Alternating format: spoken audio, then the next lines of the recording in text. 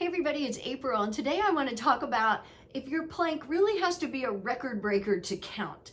So I'm going to start on my hands. I'm probably going to stay on my hands, but we'll just see how it goes as I start holding. So if you're starting on hands, you want to have good form. So starting in table, pull your shoulders down your back, then lift your upper back, lift your chest, pull in your belly, come up on your toes, shift your weight forward slightly. The timer has begun. And then once you're in your plank, you want to do everything again. So I'm pressing into the floor again. Ooh, I just felt that engage. Pull in your belly, tighten up your glutes, and really pressing your heels back so everything is activated. So when you're pulling in your belly, pretend like someone is punching you in the stomach. That's how much you're pulling in. And so you're working everything. You know, you're working your hands, your wrists, your arms, your shoulders, your core, which just a reminder that your core is your lower belly, all of your abs. It's also your lower back. I don't know why I can't keep my hair out of my mouth. So you will help prevent lower back pain. You will also start getting rid of lower back pain the more you plank.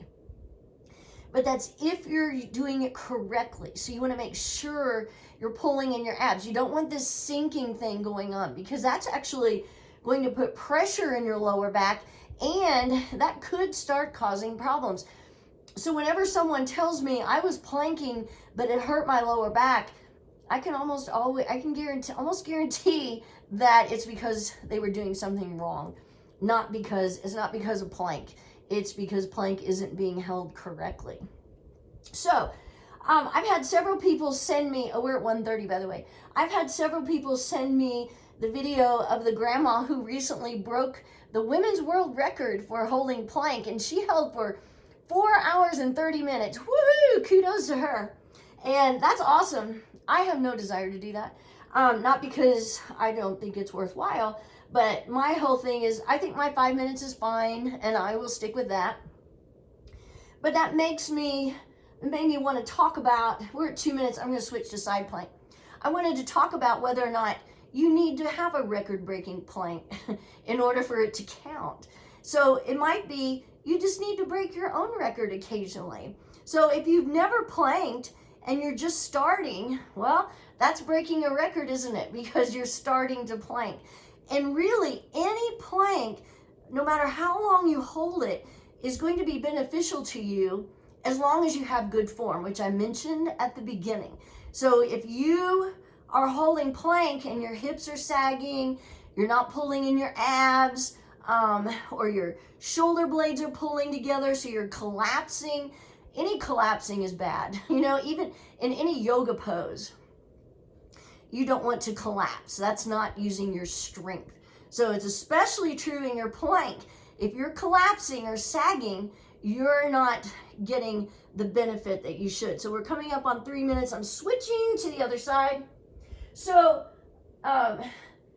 you don't have to break any kind of record. You don't have to hold for 5 minutes.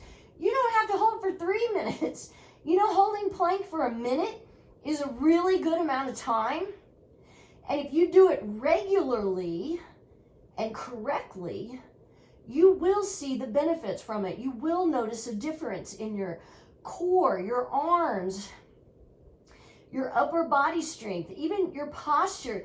You will also notice the mental benefits from planking, and that is, because plank releases endorphins, which helps with your mood. It can relieve depression, which any exercise is good for that. I'm not going to say that it's just plank that can help with that. Any form of exercise is going to help with your mental outlook. 4 minutes, I'm coming back to both hands. So I guess I am going to start and finish on my hands. I notice I'm wearing my dress today. So that's my dress dragging, not my body. I also voted today. Yay. We had a primary in Indiana. And I usually don't even vote in the primary, but there was so much going on with, I think we had, 20 candidates running for governor? Not really, but there were a bunch of candidates running for the Republican candidate. Anyway, I digress.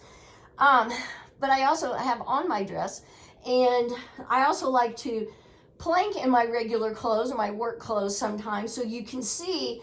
Don't use that as an excuse that you're not dressed appropriately for planking. Unless you're wearing a big heavy sweater or something that won't let you broaden your shoulders, which I have encountered a couple of blouses like that. There's no reason why you can't plank. You may have to take your shoes off. I took off my heels. But otherwise, you should still be able to plank regardless of what you're wearing. Okay, we're at 5:15. That's how long I like to hold it. I love that people do break plank records. But again, maybe you just break your own record. Just think about, I've been planking for a minute, I'm going to work up to 1:15. You know, it's always giving yourself a challenge is good. And seeing improvement in what you're doing is always great. That feeling of accomplishment is so wonderful. Have a great day. See ya.